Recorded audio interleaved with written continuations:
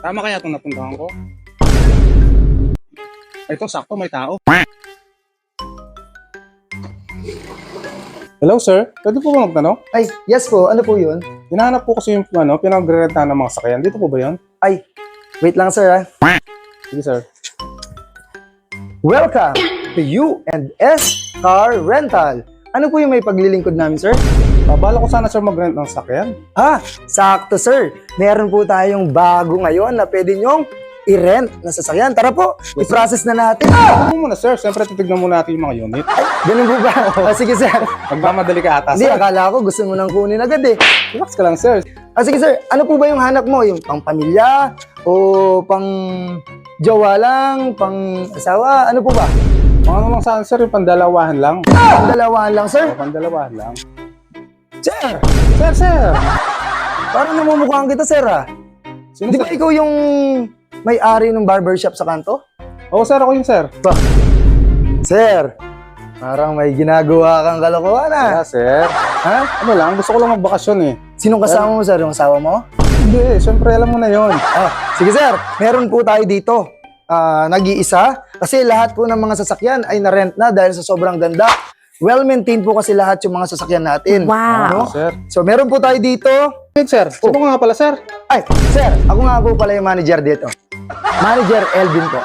Si sir. At your service. Okay, sir. Ikaw ba talaga yung manager dito, sir? Oh sir, bakit? Ano yung suit mo, sir?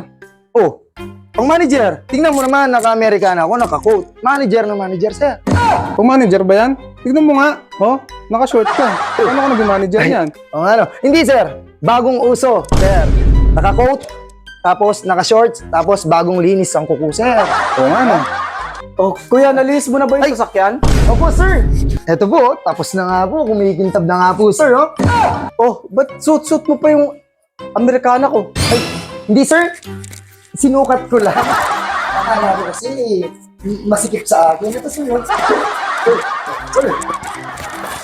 Yan, sir, oh. Sir! Sir! Kala ko ikaw manager dito. Ha? Sinabi ko ba yun, sir? Sabi mo lang kanina. Ay, hindi. Tagalinis lang ako ng kotse dito. Sino yung may-ari dito? Ayan po. Ay, si sir. Ano ba may-ari, sir? Oh, ako yung may-ari dito at ako na rin yung manager dito. Wow. Gusto ko, sir, mag-rent ng sakyan. Eh, tamang-tama sir, may available po tayong bios ngayon sir. Sir, ano-ano po ba yung mga pwede nating pagpilian ng mga sakyan dito? Ay, ka sir, upo muna tayo sir. Pag-usapan natin sir yung ano natin sir.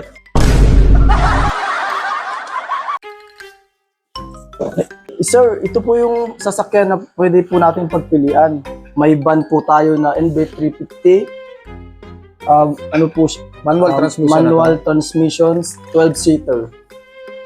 Yung day niya sir, 2,300 po per day. Pag may weekly po naman, 2,100. magiging 2,100 po. So, mas makakamura pala tayo pag monthly, no? Opo, pag monthly po natin sir, 1,800 na lang po siya. Ano pa yung mga iba nating ano dyan, available? May ano po tayo, yung Grand Starex at automatic transmission po. Pang VIP, 9 to 10 seater. Ang daily per niya? day niya po ay 2-3. Pag weekly po, 2,100 sir. Pag monthly po, bababa pa po siya ng 1,800. Okay. Eh, yung pang ano natin, yung mga pang dalawang tao lang. Ay, ito Yung sir, available natin. yung ngayon po sir, may available po tayo ngayon. Ito po available yung- ngayon to? Opo, ito po yung available natin sir. Toyota Vios po, automatic po siya. At daily niya po, 1,300 sir. Pag weekly po, magiging pong 1,100. Mas mababa pala siya Opo, pag monthly. mabababa pa po siya pag monthly po. So, pag Magiging monthly pala, 1,000 na lang siya, no? Opo sir, 1,000 na lang sir. Pwede ba natin makita yan, sir? Opo, ito sir. Ay, kompleto po sir. Kompleto na to? Opo. Ito po yung ano sir, may kasama na rin po siyang ano sir. Ito po. Pag may ano po, kung sakali pong magkasunog sir, may ano po tayo, fire extinguisher. Meron pa po din dito sir, sa may likod sir. Ito po sir, kompleto po siya. May ito pong pang ano sir sa battery po pag yung ano po yung ano sir Ang emergency, sa battery po, no? emergency. Okay. Tapos may mga tools na rin. Opo, may kompleto sir. Kompleto. May jack na rin siya, no? Opo. Tamang-tama, sir. Ang ganda ng sakyan. Goods na goods. Mukhang gwapo na gwapo ako dito pag ako ang sumakay. Sir, tanong ko lang. Ano po ba ang mga requirements para marenta ko itong sasakyan bukod sa pera? Ay, isa lang sir, yung driver's license lang po. Ah, yun lang ba? Opo, para ma-process po natin agad. Oh, ano pang hinihintay natin? I-process na natin yan. Tara sir, upo po tayo sa sir.